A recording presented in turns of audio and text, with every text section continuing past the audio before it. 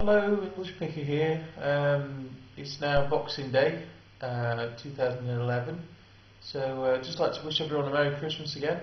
I've been to a big antique show today. I've tried to do a bit of filming there, but the security staff didn't really like me doing it for some reason. I don't know whether it's because it's a 2-day event and I'm scoping out things to steal, or I've no idea, but I did some covertly. And I did some obviously, but then I got told off. So I'll try and get some next year of me actually buying and selling stuff. Maybe get someone else to take some videos. But here's a few clips of the fair, and then here's the stuff that I've actually got.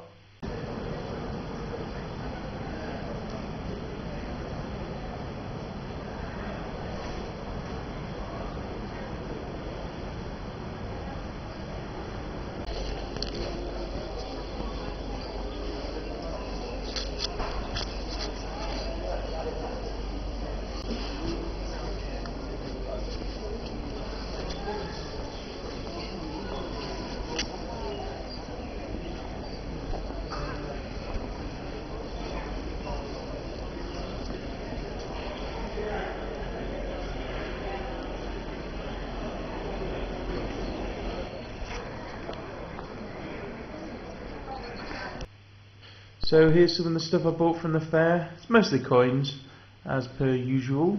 I did pick up a hip flask as well. I did pick up some other pieces at the show, but I've actually sold them at the show. So I picked up a couple of pieces of silver jewellery, which I bought and flipped for money off other items. So some of these shows, they're just so busy that the dealers haven't got a chance to go out and have a look around, so they kind of rely on people to bring them stuff. So yeah, it's always, it's always good to try and resell the stuff there and then you've got no added mileage on it. The show was pretty good. It was probably over 300 stalls, which for this time of year is fantastic. So I've got 3 star finds of the day. I can't just decide which one I like better. I've got my very first 1 ounce Britannia coin. It's a £2 coin, and it's 1 ounce of fine silver. I think it's 0.999, although it doesn't say the purity on here, which is a bit strange. It's all legit, weighs right, real nice condition, MS 66 to 70, not too sure, something like that, in this nice capsule, marked up at £35, but with trading some other items in and a bit of haggling, I managed to get it. The actual money I parted with the things traded taken into account was 20 quid. So very happy with that. That he was happy with the coins he received in exchange, and I was happy to give him the money. So the price he will have charged me would have been £30. So yeah, I'm really happy with that. That's my first one of those, and they go on eBay from anything from 30 to 40 quid normally. So I might flip it, but I might wait till the price of silver goes back up again. Next thing I got was, again, I traded some Victorian 4pences that I got, fairly common date ones, quite worn, and they didn't really fit in my collection. He wanted 30 for this Morgan dollar. I managed to get it for 24 with the price I paid for the 4pences initially. So gave him £20 and the other coins. So it's extremely toned. It's almost, it looks almost bronzy. The circle in the middle is actually on the capsule. It's 1921, and if I take it out of the capsule, you can see it's got the cartwheel there. It weighs just under 27 grams, 26.9, 27, and it is just beautiful. There is one scrape on her neck there, and that's about it. Really nice condition. Other side's pretty decent as well. really crazy toning, sort of brown toning, but really lovely condition coin. I was very cautious about fakes. There was loads of fake dollars at different vendors and stuff like that, some really obvious ones. So went for this. The guy was a coin dealer. He did have some fakes on his stall, but he'd marked them up at fakes, £2.50 each. And this one, you know, I've got his details, but it looks the real deal to me. So yeah, really cool. And then lastly, got this one. It wasn't in this capsule, I put it in this one. It is a James II 4p, and it's got a hole at the top, and it looks like a potato chip. It's all sort of crinkled.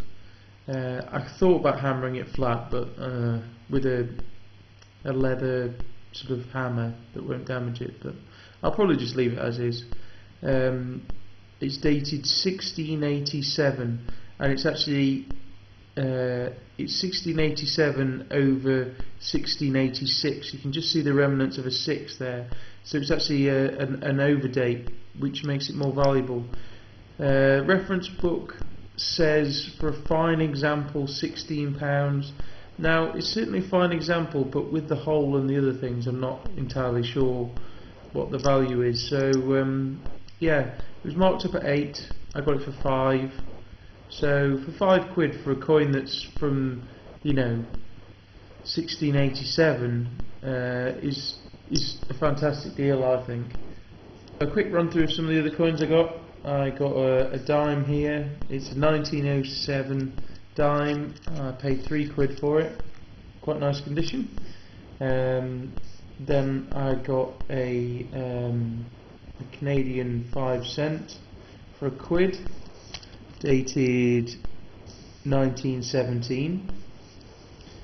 And then I got a V nickel, a 1907 V nickel, which is, you know, fine condition, and that was £2. Then for £2 I picked up this 1933 Halfcrown, 50% silver, and for £2.50 I picked up a 1938 Halfcrown in extra fine to verging on uncirculated condition.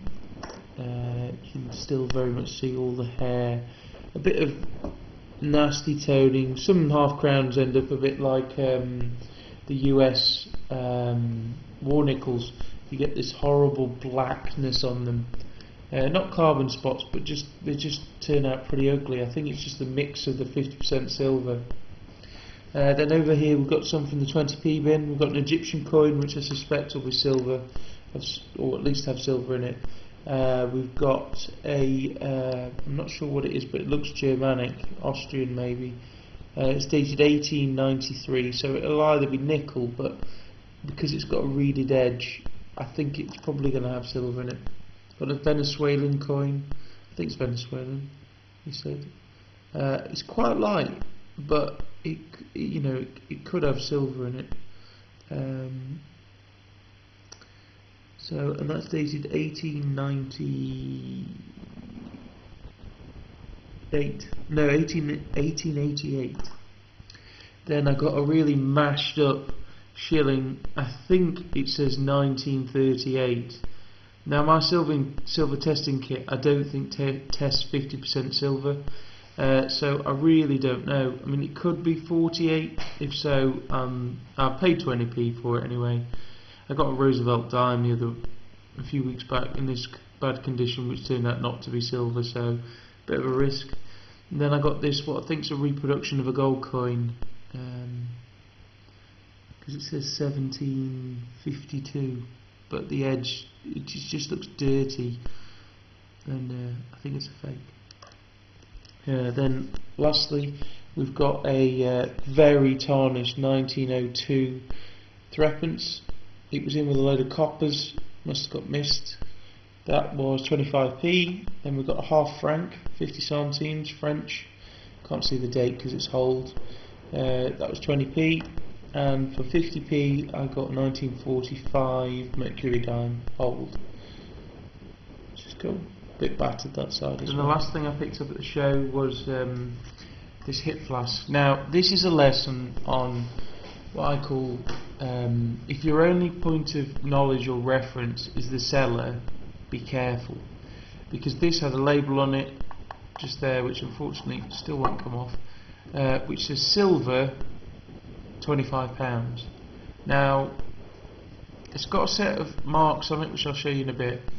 My better judgment would say most of these are plated or pewter, but because it looked like a good price, I haggled a bit and I managed to get it for £10, which made me suspicious that he came down so easy on it. And you know, it's a nice hip flask and all, but I think it's pewter. I've tested it with my silver tester. It goes a funny colour, sort of grey, and these markings here, it's like a rubbed out sort of lion, a C, and then this weird triangle business, and then there's also a mark up here as well. Someone's tested it in the past, it's got scratch marks just there. So yeah, I think I may have been duped there. I mean, I don't think it's plated because you normally see the yellowy colour underneath and there's no signs of that. I think it could be pewter. So if anybody knows of any good tests to know about that, I don't know if it's continental silver. My silver testing kit only really tests if it's good quality silver.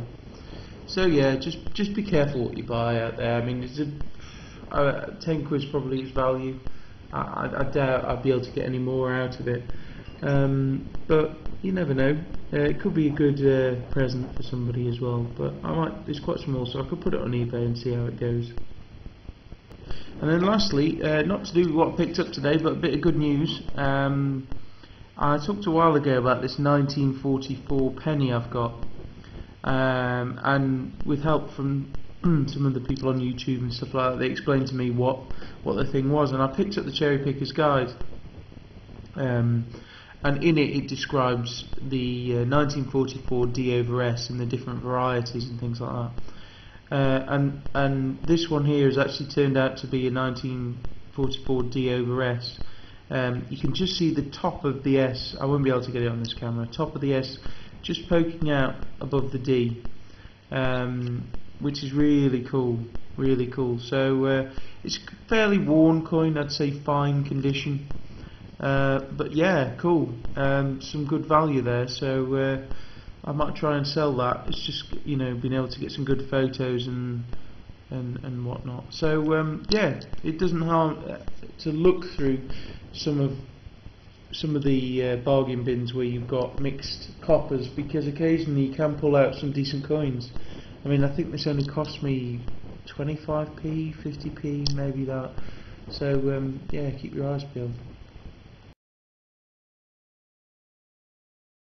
So thanks for watching, guys, and I hope you've all had great holidays. I certainly did. I've eaten far too much, and as for today, I've certainly spent far too much. I'm going to a coin show tomorrow, so see if I can get some money from somewhere together. Having a lot of trouble at the moment with eBay and people not paying up, and you know, so 3 people have bid for items for sort of 30-40 quid, and then it's been 10 days and they haven't paid. And yeah, it's over Christmas, but it's, you know, when you've contacted them say 3 times, do you keep pursuing it, or do you just try and cancel it and go for the second bid down? It's a bit of a tough call, really. So so I'll be on that, and hopefully there'll be a video soon with some more picking finds. But yeah, thanks for watching, and I'll catch you next time.